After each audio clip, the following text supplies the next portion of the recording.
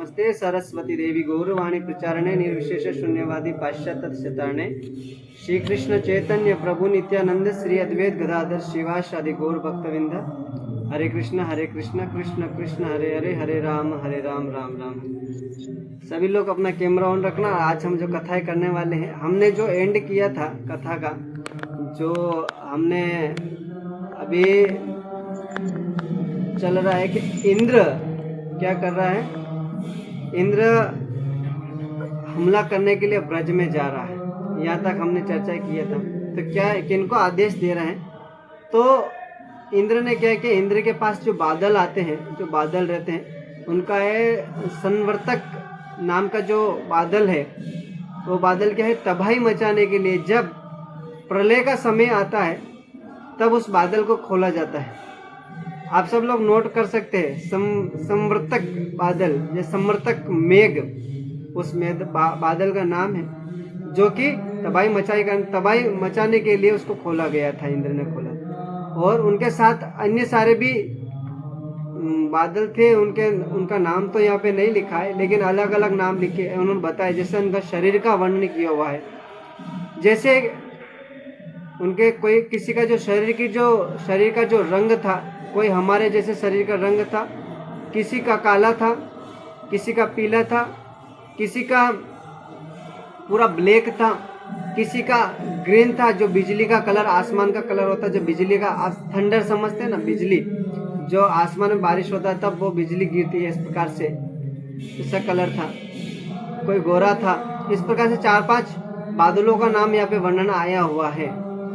तो बोले ये क्या कार्य करते हैं, तो बोलते हैं कि ये जो बादल कार्य करते हैं, जैसे कि यहाँ पे अलग अलग जैसे हम नाम बताया मैंने आपको, तो ये पहले जैसे बादल बताए जा रहे, तो पहले बादल काले पीले काले पीले और पूरा क्या बोलते हैं, ब्लू कलर का भी है, और पूरे काले, एकदम काले भी है, कोई वाइट भी है, सफ़ेद भी है। तो इस प्रकार से शरीर की कांति बताई जा रही है। तो ये क्या क्या कार्य करते हैं, देखिए कोई है तो जो बादल होता है वो क्या करता है, पूरा बादल बनाते हैं, काले काले बादल बनाते हैं। कोई बिजली खड़काता है, कोई बवंडर, इसको बोलते हैं धूल जो होता है, धूल का कार्य करता है।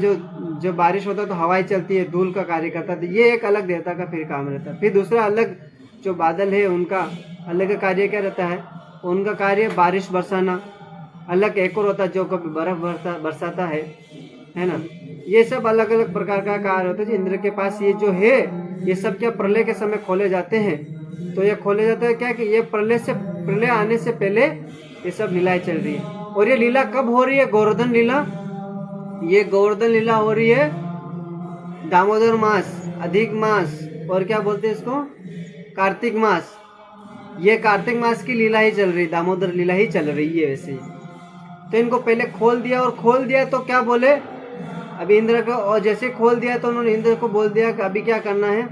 इंद्र ने उनको बोले अभी आपको जाना है वज्र में जो ब्रज में जाके, अब वो क्या करना, पूरा ब्रज को तहस नहस कर लेना है।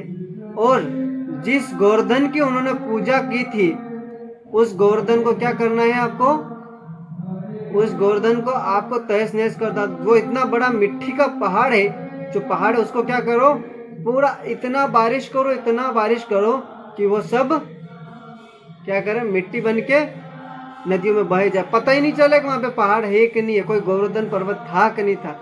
इस प्रकार से ईर्ष्या करके इंद्र इनको आदेश दिया। अभी ये जा रहे हैं, तो जैसे मेघ थे तो बोले कि रुक गए तो बोले कि इंद्र बोले आप चलो बारिश करो, डुबाओ। बोले अगर आपका पानी खत्म हो जाएगा तो मैं एरावत को लेके आता हूँ, और अपने साथों, आपके एरावत जो जानते हैं ना, एरावत, उनका कितने सुंड थे, कितने मुख थे, सुंड होता ना, कितने 7 सुंड था उनका, और 7 सुंड था। उस 7 सुंड से बोले कि मैं इतनी वर्षा करूँगा कि सब कुछ ब्रज, सब कुछ डूब जाएगा बारिश में, पानी में। बोले ठीक है। तो बोले कि अभी आप चलो, मैं आता हूँ कि पीछे। तो अभी वो कहने लगे कि आप तो राजा है, राजा को तो आगे जाके युद्ध करना चाहिए, आप आगे होना चाहिए, आप पीछे, आप ऐसे क्यों बोल रहे पीछे आ रहे। क्योंकि इंद्र को भी भय था, और वो मेघ है, जो मेघ हमला करने के लिए जा रहे, ब्रज पर बारिश करने के लिए जा रहे, वो भी भयभीत हो रहे हैं। क्यों भयभीत हो रहे? क्योंकि उन्होंने देखा कि यही बालक छोटा जो नंद बाबा का लड़का है कृष्णा, यही वो लड़का है जिसने अग्नि पिया है। हमने देखा अग्नि, अभी अग्नि कौन पी सकता है? हमें तो अग्नि अगर थोड़ा गरम गरम खा ले तो हमारा मुंह जल जाए। यही वो बालक है जो अग्नि पी लिया और कई किलोमीटर तक चला था अग्नि, उस अग्नि को पी लिया। और यही वो व्यक्ति है जिसने सक्टासुर का वध किया था, यही वो व्यक्ति है जिसने पूतना का वध किया था, यही व्यक्ति वो है जिसने बकासुर का वध किया, यही वो व्यक्ति है जिसने धेनुकासुर का वध किया। ये सब बोल रहे हैं। जब बोले यही जो व्यक्ति है जो इसने क्या किया, सांप के सिर पे जाके डांस किया है, वो भी एक नहीं 100 फंड वाले, या 1000 फंड या 100 में, तो मुझे एग्जैक्ट याद नहीं आ रहा, आप सबने सुना होगा तो पता होगा कि बोले कि यही वो है जो इसने कालिया के सिर पे जाके डांस किया और इसने क्या किया, उनके ऊपर डांस किया है। बोले ये व्यक्ति से भय नहीं लगेगा, वो भी भयभीत हो ही रहे हैं। बोले इंद्र बोले आप चलो तो सही, हम आ रहे हैं। तो बोले ठीक है। जैसे ये सब आगे जाए और आगे जाके वहीं पे अचानक गोकुल में ही क्या हो गया, अभी जैसे वहाँ पे 12 बज रहे थे रात के नहीं, सॉरी, रात के 12 बज नहीं रहे थे, वो दोपहर के 12 बज रहे थे। और दोपहर के 12 बजे पे अंधेरा होता है कभी? आपने कभी सुना है कि दोपहर में अंधेरा हो गया? कभी नहीं होता ना।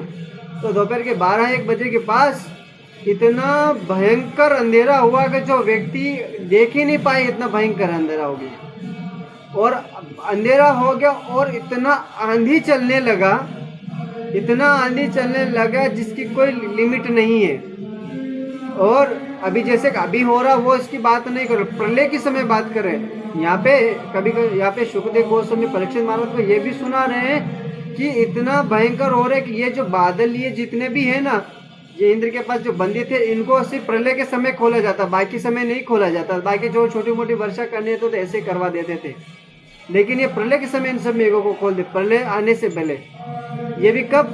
दामोदर मास में। दामोदर मास में आपने सभी ने सुना होगा, जो कार्तिक मास चलता है, अधिक मास चलता है, उसमें कोई बारिश नहीं होता है। कभी सुना है कार्तिक मास में बारिश होता है? कभी नहीं होता। लेकिन यहाँ पे क्या हो रहा है, बारिश हो रहा है, करवा दिया इंद्र ने। क्यों? उनकी पूजा बंद करवा दी थी। और बोले कि इतना धुआंधार हो गया, इतनी हवाएं चलने लगी। उसके बाद क्या होने लग गया? बोले हवाएं चल रही है, बादल घने हो गए, अंधेरा हो गया पूरा। और क्या हो रहा है, जब बादल गिर लेते हैं और हवाएं चलने लगी तो क्या होता है फिर? नेक्स्ट कार्य क्या होता है? नेक्स्ट कार्य होता है बिजली कड़कना। तो बोलते हैं थंडर भी बोलते हैं, इंग्लिश में थंडर बोलते हैं। बिजली चमकना आसमान में, इतनी भयंकर बिजली चमक रही थी, जिसके ऊपर गिरती वो सीधा खत्म हो जाता है, मर जाता है, इस प्रकार से हो जाता है। और इसके बाद क्या होता है? बिजली कड़कने लगी, उसके बाद क्या होगा? बारिश गिरने लगेगा। और बोले बारिश जो गिर रहा था वो कौन सी बारिश गिर रही थी कि वो कोई साधारण बारिश नहीं थी जैसे कि अभी के समय में होते हैं। वहाँ पे बोलते हैं कि सुखदेव गोस्वामी बोलते हैं, कैसा बोलते हैं कि इतनी भयंकर बारिश हो रही थी, मतलब बारिश का आकार बताया जा रहा है। जैसे आप सभी लोगों ने गांव में देखा होगा, खंबा होता है, इतनी बड़ी बड़ी धार गिर रही थी इस पृथ्वी पर बारिश की, इतनी मोटी मोटी।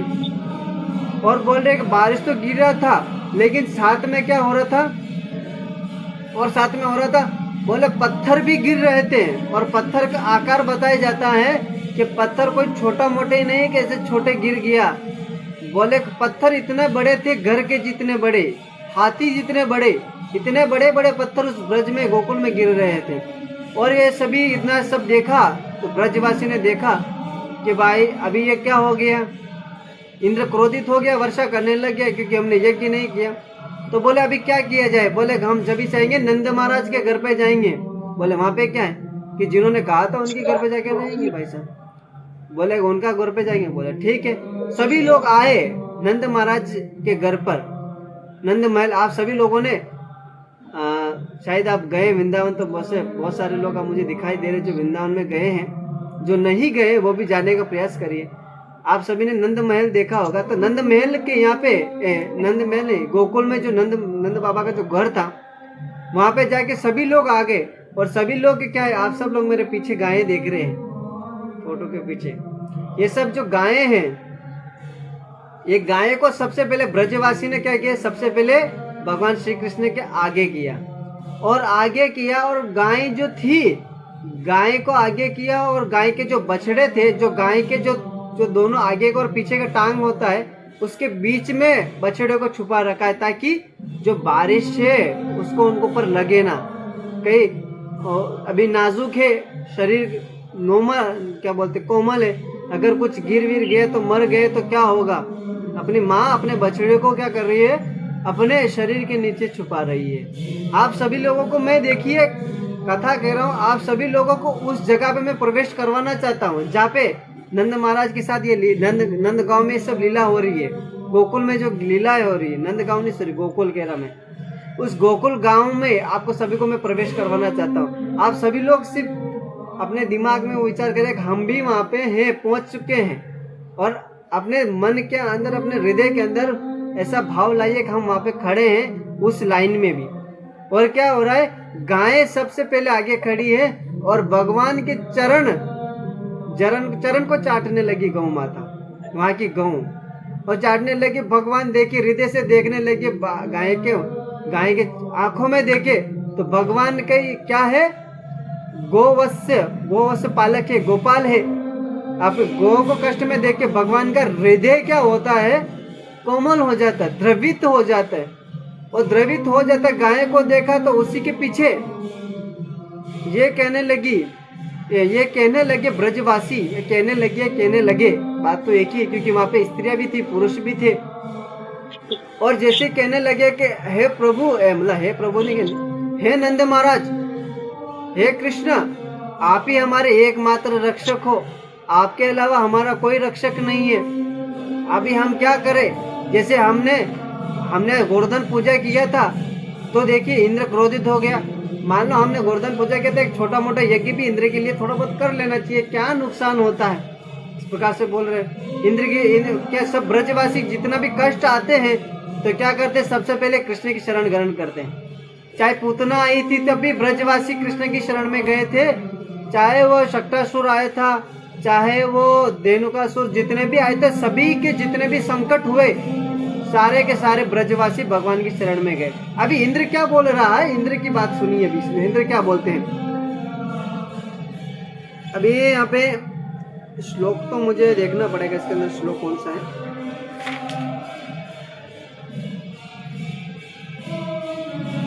श्लोक याद नहीं है इसके अंदर क्या है, चलो श्लोक छोड़ते हैं, हम सीधा बात करते हैं इसके ऊपर। तो यहाँ पे इंद्र क्या बोल रहा है, ये ब्रजवासी, ये गांव के अनपढ़ गवार दहाड़ती क्या बोलते हैं, जैसे कि जो गाय भैंस चराने वाले उनको अधिकतर जो अनपढ़ होते हैं उन्हीं को बोलेंगे ना अपन। जिस प्रकार से जो लोग गांव में रहते हैं वो लोग गाय चराएंगे, बकरी चराएंगे, भैंस चराएंगे, तो बोले अनपढ़ है, पढ़ा लिखा नहीं, इसीलिए गाय भैंस चराना पड़ता है ना। तो इसी प्रकार से यहीं पे बोल रहे हैं कि ये ब्रजवासी इन अनपढ़ों गवारों के साथ उन्होंने क्या करे, शरण ग्रहण कर रहे हैं। ये इस मनुष्य की शरण ग्रहण कर रहे हैं जो कि स्थायी है, इसका भी मृत्यु होने ही वाला है, और इनकी शरण ग्रहण कर रहे, ये भी मरेंगे, देखना अभी हम मार देंगे इसको। इस प्रकार से इंद्र बोल रहा है। तो ब्रजवासी क्या बोलते हैं, ये तो ब्रजवासी है, लेकिन ये तो इंद्र बोल रहे, लेकिन इंद्र की इस बात में हमें एक सीखने को चीज मिलती है। क्या सीखने को चीज मिलती है हमें, इंद्र ये कह रहा है कि मतलब तुम ऐसे व्यक्ति की शरण मत ग्रहण करो जो व्यक्ति मरने वाला हो। तो बोल रहे हैं कि हमें ऐसे व्यक्ति की शरण ग्रहण करनी चाहिए जो अजन्मा हो, जिसकी कभी मृत्यु नहीं होती, इस व्यक्ति की हमें शरण ग्रहण करनी चाहिए। यानी कि कौन, यानी कि भगवान श्री कृष्ण पूर्ण पुरुषोत्तम भगवान। बोले कि ब्रह्मा जी भी चतुर्मुखे ब्रह्मा और पंचमुखी शिव, ये सब भी भगवान की शरण ग्रहण करते हैं, तो हमें भी भगवान श्री कृष्ण की शरण ग्रहण करनी चाहिए, है ना। इस प्रकार से यह बताया जा रहा है। इंद्र के ये कहने का मतलब ये बोल रहे हैं, ऐसे बोल रहे हैं कि हमें, जैसे कि कोई होता है प्रधानमंत्री की शरण में चले जाएगा, क्या वो प्रधानमंत्री भी बचने वाला है क्या, नहीं, वो हमें बचा पाएंगे, नहीं बचा पाएंगे।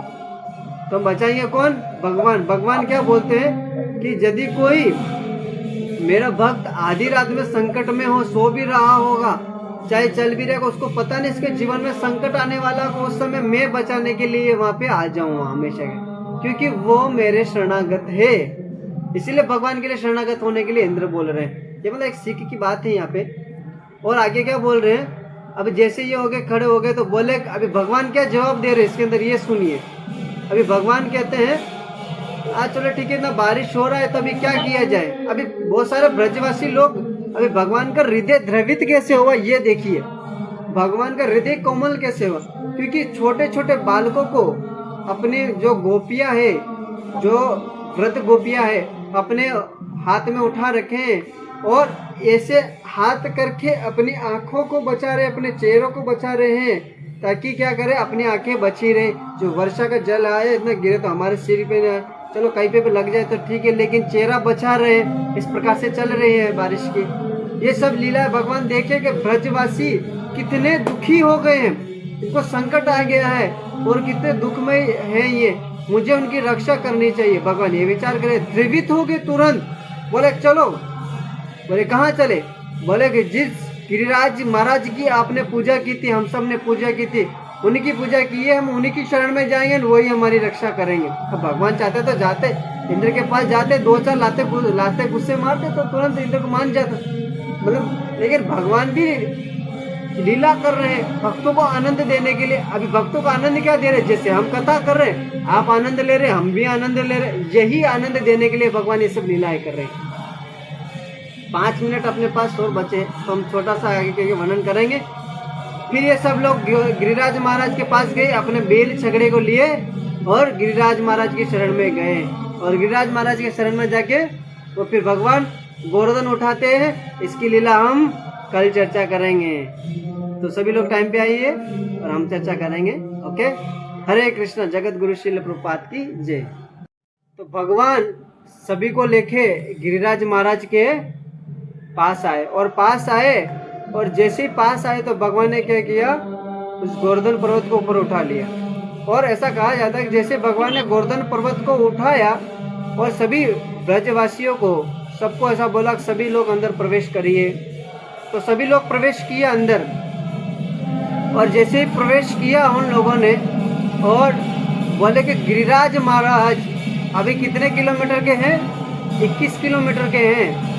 तो वहाँ पे ऐसा कहा जाता है गिरिराज महाराज इतने खुश हो गए हैं कि गिरिराज महाराज 21 किलोमीटर के थे, तो उस गिरिराज महाराज ने अपना डबल कर दिया है, अपना आवेश, अपने आप को दुगना बढ़ा दिया है ना। इस प्रकार से गिरिराज महाराज ने क्या, अपने आप को दुगना बढ़ा दिया है। और उसके बाद भगवान ने इनको, गिरिराज महाराज को धारण किया अपनी चुट्टी उंगलियों पे। चुट्टी उंगली के नाखून पर, हमारा नाखून तो छोटा है अभी, लेकिन भगवान का नाखून भी इतना ही था। चुट्टी उंगली पे भगवान ने क्या किया, धारण किया गिरिराज महाराज को। और गिरिराज महाराज को जैसे ही उन्होंने धारण किया, और भगवान की उस समय उम्र कितनी थी, जितनी उम्र हमारे वीनू प्रभु की है। वीनू प्रभु की तो उम्र शायद 7 साल ही होगी। तो 7 साल के भगवान थे, तो 7 साल के भगवान थे, और 7 साल के भगवान थे तो 7 रात्रि और 7 दिन तक भगवान ने गिरिराज महाराज को अपने ऊपर धारण करके रखा। बोलते कि जब ये गिरिराज महाराज को भगवान ने धारण किया, और उस समय उन लोगों को ऐसे प्रश्न आ सकता है, उन्होंने क्या खाया, क्या पिया, इसका भी एक प्रश्न उठ सकता है। तो ऐसे कहते हैं, सुखदेव गोस्वामी कहते हैं परीक्षित महाराज को, बोलते हैं कि जब भगवान श्री कृष्ण सामने आए थे तो उन ब्रजवासियों को क्या हुआ कि कभी भूख भी नहीं लगी, कभी प्यास भी नहीं लगी। जैसे आप सभी लोग परीक्षित महाराज की कथा, हम सब उसी में से कोट करके बोल रहे हैं, वही कथा चल रहा। तो परीक्षित महाराज सुखदेव गोस्वामी को बोल रहे थे, क्या बोल रहे थे कि परीक्षित महाराज, आप सबको पता है कि जब वो एक ब्राह्मण की कुटिया में गए, उनको पानी ना मिला तो उन्होंने मृत शरीर उसके गले में डाल दिया, है ना। और फिर क्या है कि उनका कोई लड़का आया, अंगिरा उनके पुत्र है, वो आए उनको श्राप दे दिया कि यदि कोई व्यक्ति, जिस व्यक्ति ने मेरे पिताजी के गले में सर्प डाला है, उस व्यक्ति को 7 दिन के अंदर ही वो क्या होगा, सर्प जाके डस लेगा, खा लेगा, उस प्रकार से।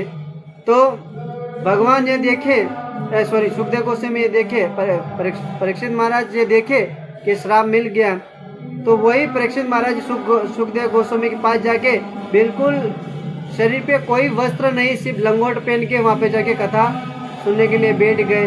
वही बोल रहे कि 3 दिन कथा के जब बीत चुके थे, 3 दिन कथा के बीत चुके थे, तो वहाँ पे सुखदेव गोस्वामी बोलते हैं कि परीक्षित महाराज अभी जाओ अपने महल में, जाओ खाना पीना खा के आओ, नहा धो के आओ, मस्त रहो, पानी आनी पी के आओ। तो अभी सुखदेव गोस्वामी बोले कि नहीं, मुझे कृष्ण कथा में इतना रुचि आ चुका है, इतना रुचि आ गया है, ना तो मुझे प्यास लग रही है ना मुझे भूख लग रही है। तो मतलब कृष्ण कथा इतनी है, अमृतवान है, यदि कोई कथा अगर व्यक्ति हृदय से सुनने लगे, ध्यान पूर्वक सुनने लगे, तो उसको भी ना तो भूख लगेगा ना प्यास लगेगा। इस प्रकार से भगवान की लीला है। तो ब्रजवासी ये सब 7 दिन तक भगवान के मुख जो कमल नयन है, भगवान के जो आंखें वो कमल के नयन की जैसी है, और भगवान का जो मुख है लाखों करोड़ों चंद्रों के समान है, उनके समान का जब मुख वो देख रहे थे तो उनका क्या हुआ कि उनको ना तो भूख लगी ना प्यास लगी, कुछ भी नहीं हुआ, और भगवान को देखते रहे, भगवान बांसुरी बजाते रहे। उसी में एक लीला आता है भक्त मीराबाई का, हम कवर करते हैं इसको, भक्त मीराबाई का भी आता है, लेकिन उसमें हम शॉर्ट में बताएंगे आप सभी लोगों को। मीराबाई पिछले जन्म में माधवी नाम की एक गोपी थी। तो माधवी नाम की गोपी थी, तो वो क्या ब्रज में उसका विवाह हुआ। तो बोले सभी लोग, ब्रजवासी तो पूरा कहाँ है, गोवर्धन की पर्वत के नीचे ही है, और गोवर्धन पर्वत के नीचे ही है, तो गोवर्धन पर्वत के नीचे ही है सब लोग।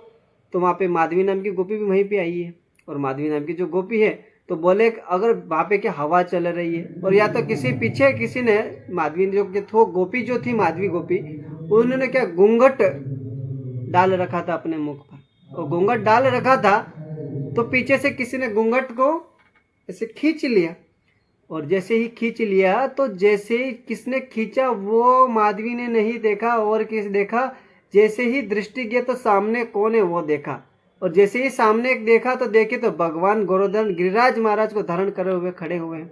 और खड़े हुए तो मेरा जो माधवी नाम की जो गोपी है, उसने सबसे पहले नजर कहाँ गई उनकी, भगवान के चरण कमलों पर नजर गई। और जैसे ही चरण कमलों पर नजर गई उनकी, और जैसे नजर गई तो वो ये कहने लगे, बोले ये चरण किसके हैं, ये पीताम्बर पहने हुए ये कौन है, ये बांसुरी बजा रहा है, इनके वक्ष स्थल कितने अच्छे हैं, छाती कितनी अच्छी है, उनका मुख कितना अच्छा है, देखिए पगड़ी पहने रखा है और मोर पंख धारण किए हुए हैं, ये कौन है मुझे बताओ, सब मिलकर बताओ। तो पास में खड़ी थी गोपी बोलने लगी, अरे पागल, ये वही है जिससे तू छुप छुप कर भागती थी, जब भी कृष्णा आता था तुम अपने घर में छुप जाते थे। मैंने आपको शॉर्ट में समझाया कि पूरी कथा हमने पहले भी कह दी इसके ऊपर, तुम ये देखी तो फिर अगले जन्म में फिर वो ये कहने लगे कि ये वो व्यक्ति है जिसे मैं भागती थी, छुपती थी।